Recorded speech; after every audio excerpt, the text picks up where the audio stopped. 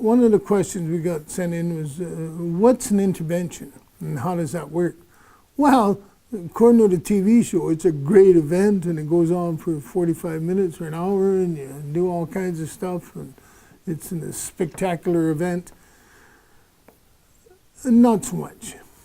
The reality is when you do an intervention, first of all, what I do is I go down and I'll sit with the family. Because the family has to realize that this may or may not work. You know, they have all the best intentions about the alcoholic or drug addict who's done this and broke their hearts and blah, blah, blah, and all this stuff that he did or they did, or, you know, and on a previous Coffee with Jim, we talked about when I realized I was, you know, I wasn't a victim. And at some point in the intervention, the family has to realize they're not the victims. You know, they're responsible at some level for this. They either accepted it or whatever. At some point, they're part of the intervention. And so to go in there and think, well, we're just going to change Joe, because Joe's got all the problems. Well, if you think about it, if all Joe's problems are affecting you, then you got all those problems.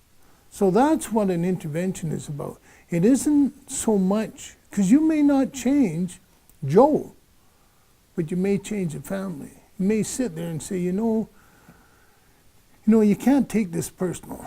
Joe is sick, and you guys tried everything in your power to change Joe, and you change your life, but Joe may never change. So you have to decide what you want to do here. Whether you want to get better, you can get better, the whole family can get better without Joe getting better. It'd be nice if Joe can get better, but he may not. So I think the intervention has to start with the family. Don't worry about Joe. He's got his own issues. Let's worry about the family, get the dynamics in the family straight. So then we go a little further and we'll get the family understanding that they partly have some input in this. We get all the families to write a letter to Joe and then read it out. And then when we get Joe into the intervention, we'll have them read the letters to how Joe affects them. But in reality, not something that happened 20 years ago, but what's happening today and how they feel about the way Joe's talking to them, doing whatever he's been doing, and how that affects them personally. Not how it affects everybody else, but how it affects them. And then if they can read that to Joe, and hopefully Joe will sit there and listen to it. Lots of times Joe won't, he'll leave. But if Joe sits here and listens to it, maybe it'll get through, especially with children and grandchildren. It's a very powerful thing. But they can't just,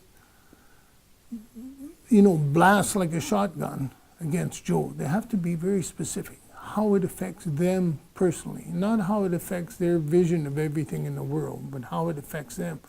And Joe will listen to that.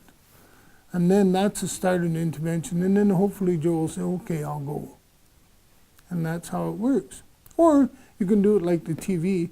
I don't know quite how you do that, but that's the way interventions work with me anyhow. And they're usually about 50% successful. So what do you do?